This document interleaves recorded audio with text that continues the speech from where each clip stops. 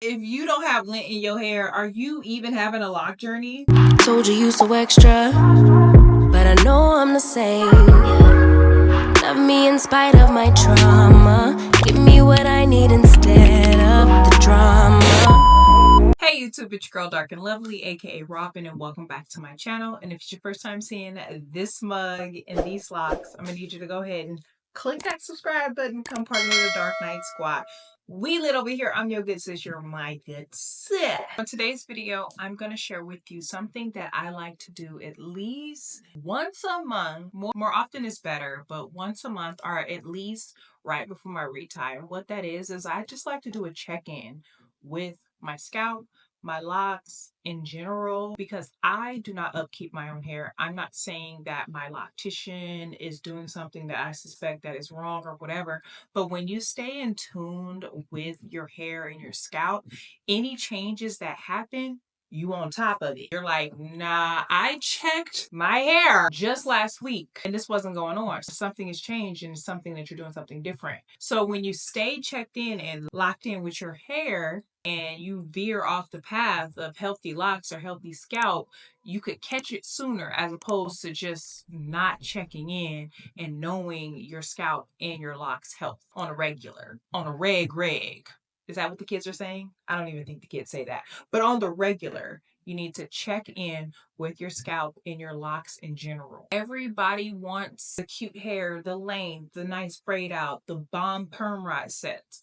But along with that comes just taking care of your locks. If you want a healthy lock journey, the foundation is how your scalp is doing. And also what's going on with the length of your locks. It's a combo. It's a combined effort in order to have a healthy lock journey. Why I do regular scalp and lock check-ins. This isn't about paranoia, it's about prevention. Y'all heard me say it many of times. Yes, I've heard this story before. Listen to your hair. Sometimes before hair, just like a dog started barking before the earthquake, your scalp and your locks will tell you something prior to all hell breaking loose. And if you have any form of locks buildup, baby, it can sneak up on you all of a sudden. Just that natural buildup of, even though if you don't use any products, just your hair sweat, your hair follicles, your hair oil, natural oil secretions from your scalp, it all will build up at the base, especially on the edges and at the nape. How I check for this product buildup. Now, y'all know I don't use that many products at all, honestly. I only use a light oil, and that's jojoba oil. I don't go crazy with too many products, but even with those small amount of products, buildup can still happen over time. I always check into my reoccurring repeat spots. And once again, that's always my edges and on the nape. And also the meaty part of my head back here where some of my larger locks are. I carry a lot of meat back there and I feel that sometimes that spot gets neglected because it's the thickest part of my head. And the check-ins are very simple. It's nothing crazy. All I do is literally observe. I look at my locks. I get in the mirror and I just look at the parts. With the middle part, honestly, I do a lot of filling. I literally just squeeze the base. I squeeze the base to make sure that there isn't any nasty like residue on my finger when I squeeze it. It's that simple. It's not that hard. And if I do have buildup, my go-to for breaking up that buildup is an ACV rinse. I've talked about it on my page before in the past. I've been doing it for years, but literally all I do is get some ACV, and that's apple cider vinegar, and I put some tea tree oil, some filtered water, purified water. I don't use tap water when I'm doing this at all. I try and use any kind of bottled water when I do this on my head. And I normally just let it sit and I concentrate on those problem areas. And I let it just sit on my head for probably 30 to 40 minutes prior to me washing my hair. How I check for lint. And baby, I feel like if you don't have lint in your hair, are you even having a lock journey? You better clock that seat. Clock it. Because lint, baby, if you don't have lint in your hair, and believe all of this have lint in my hair, and I don't know if it's because my locks are getting older, but I be looking at it, I be like, how? Lint is the sneakiest, most conniving little villain ever. That is definitely, if you have locks, Lint is your villain. That's what we got. It's ridiculous. And if you could catch it prior to it embedding in your locks, you're good. But once it's dug its way into your locks, baby, you could just chop it up. The only way you're going to get it out is if you literally compromise the structure of your lock by digging it out, or if you just cut that portion off. And moisturizing your hair with rose water or sealing it in with a light oil doesn't do anything but lock that lint in. Unfortunately, there is no amount of rinses, detoxes that you're going to do that is going to get rid of the lint. Once it's in there, baby, it's stuck. It's not going nowhere unless you comb it out and reestablish that lock. That's the only way it's going. Bye-bye. So now at my lock's big age, what I do to combat the lint is I stay away from lightly colored clothes. I try and not have my hair down if I'm laying on my couch. A lot of my couch is lightly colored. I try and put my hair up, but I am only human. I don't do it all the time. But now, since I've learned this new way of tying my headscarf, I don't like to wear a bonnet on my head because I sweat in my head. And if I wear a bonnet, my whole head is covered and I'm sweating. My scalp is sweating and it's making my hair stink to me because it's like the sweat is getting in there and it's just marinating all day. Don't nobody want that. So what I do is I tie just the tips of my hair and I leave my scalp out, and it's literally like a low bonnet. And I love that. That's the way I like to wear my hair all throughout the day if I'm not going anywhere. If I'm just lounging around the house, that's how I wear my hair. And another way I try and prevent any lint from getting embedded in my locks is I do a lint check prior to washing my hair, because I feel like once it gets wet, it's locked in. It's not going away. The water is not going to wash away the lint. If anything, it's going to adhere it to the lint. Because baby, and you got to be quick, because once it's in there, I don't know, lint is an evil. Lint ain't nothing but the devil. How I check for scalp health. What I look for is flakiness. I just pay attention to my problem areas. I call it my T-zone in the middle because I'm always a bust down middle port kind of girl. I pay attention to that parting section. I pay attention to my edges, what I could see on a day-to-day basis. I'm not looking at the nape of my head, but I know that my scalp is irritated in the back because it'll just start to itch and it'll just be irritated. And it'll just be like, how do I describe it? It'll be irritated, if that makes any sense. I'll be like, ooh, what is that? I don't know why that's doing that. So then therefore that tells me that my scalp is dry or it's time for me to wash my hair.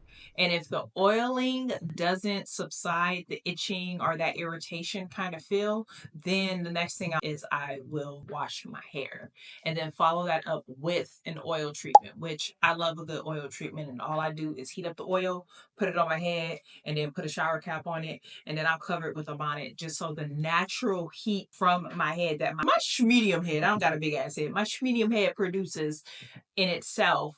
And then I won't rinse it out. Who's got time to rinse it out? I just wash my hair. So I'll just let it just marinate on there in its own heat and do its thing. What do I do when I notice these things when there's an issue? The first thing, you want to be calm. You don't want to panic. And I'm just saying that some of y'all may be like, what are you talking about? But some of the questions and concerns I get in my comments and in my DMs, I just need y'all to woosah, because some of y'all just be like up here with it, real stressed out about it. And I feel like don't get stressed out about it, because I feel like stress ain't gonna do nothing but make it worse. That's just my opinion. Who am I? I'm not a doctor. But if anything, if you notice something is wrong and you notice something's not the same, or you know that there's an issue with your scalp or your locks, stay calm. And this is why it's good to assess, so it doesn't catch you by surprise. You could catch it at the beginning and it hasn't gone too far, depending on what the problem is. If there's a weak spot in a lock area or whatever. And I don't know whatever was going on in my life, but it's only 3 or 4 locks in a row. Or as far as I know, it was a little section. And I don't know what happened, but I didn't notice them until they were longer, because then you could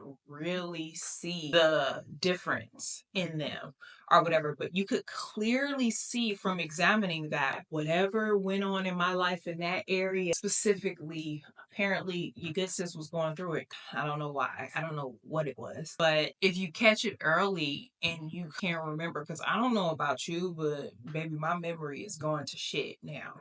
So if you catch it early enough, you can remember. You're like, oh shit. You're like, I did start using a different shampoo, or I did become more stressed at work. I did change my diet, or I did start sleeping differently. And a lot of times you just don't know. You just have to stay calm and just know your hair. And another reason why I say that is because when it came to me breaking up with my establishing salon, because she cut my lock, and it's a very simple mistake. Literally all you did was, when you were cutting the rubber bands from my braiding and banding, you snipped my lock. It happens, but all you had to do was hold yourself accountable for it or whatever. And the simple fact that either you didn't notice, and I noticed after the fact, because I'm like, I know my hair. I know my rings. I've had my rings my whole journey. And I know that these snag in my hair. But a snag is going to be jagged. And this was a straight blunt cut. I ain't got no scissors near my head. You're the only person that washes my hair. You're the only person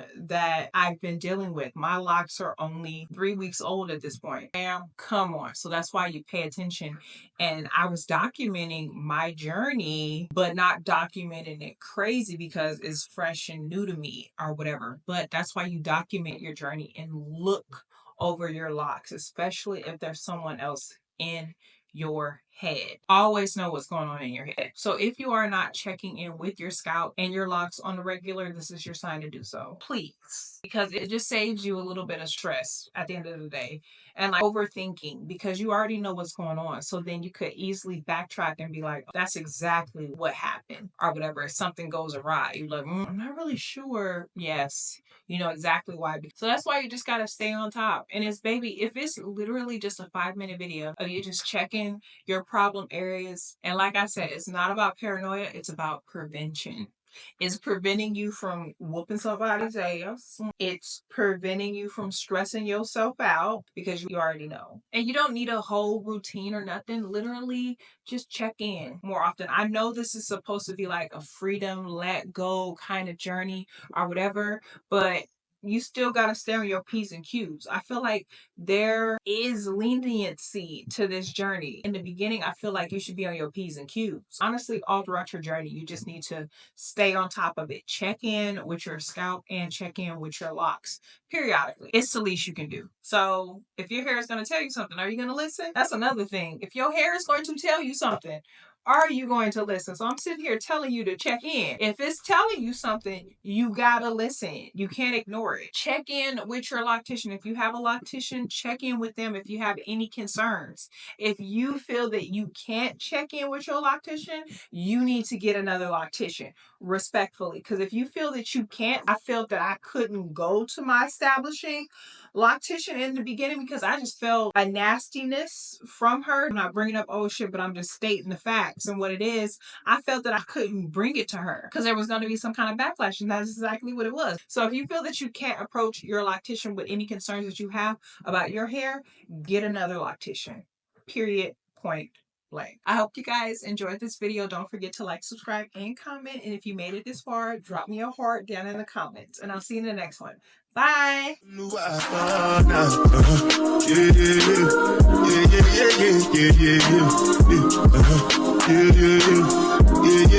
Yeah.